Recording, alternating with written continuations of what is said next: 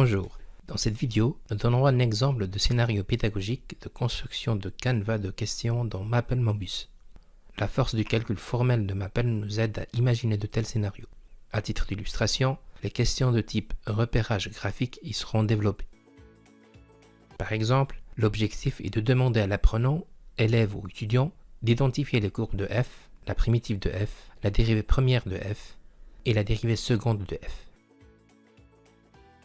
Nous commençons notre travail dans Maple, nous assignons f à la fonction x carré, à titre d'exemple. Nous appellerons ensuite les fonctions dérivée première, dérivée seconde et primitive avec les commandes Maple diff et int. La commande plot pour les graphiques et la commande display, affichage, pour un affichage simultané de l'ensemble des courbes. Les options graphiques, telles la légende, la couleur, la grille, la vue, la grille, etc., enrichissent le rendu. Insérer le restart au début de la séquence permet de conserver les noms de variables sans se soucier des changements. La transposition dans Mobus se fait avec la même technique expliquée dans les capsules précédentes, dans ce cadre avec la commande plotMaple. Le $, c'est pour le nom de la variable.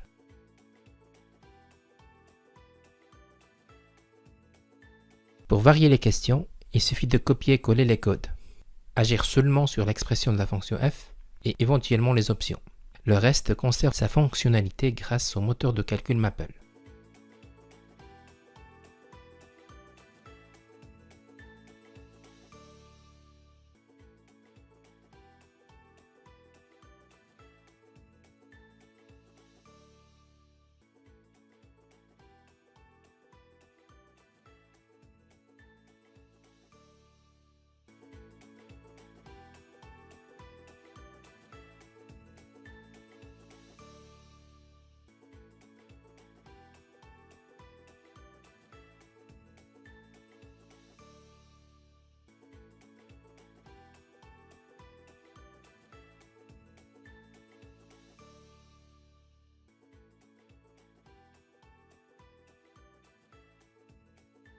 La technique est identique pour les codes Mobus.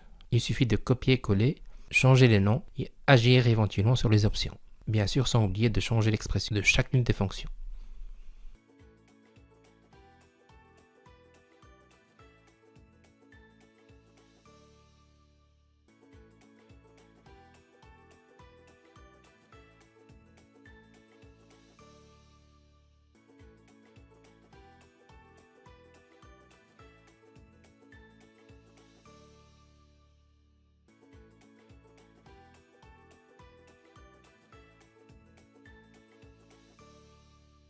Dans la zone de création de questions Mobus, un nom sera donné à la question. Dans la zone de rédaction du texte, mettre les noms des variables. Et dans la zone algorithme, coller la colonne des codes Mobus. Rafraîchir l'algorithme pour tester la transposition.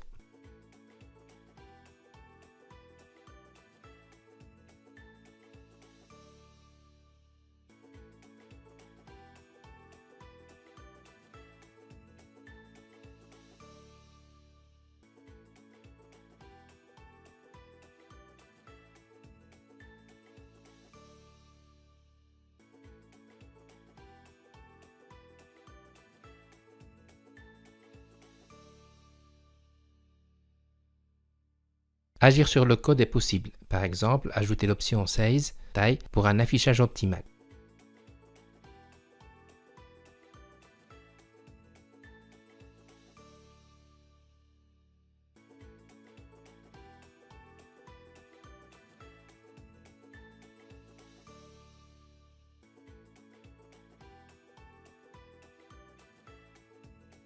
Prévisualiser la question pour tester l'interface de l'apprenant, élève ou étudiant. L'éditeur texte nous permet d'optimiser l'affichage de l'interface.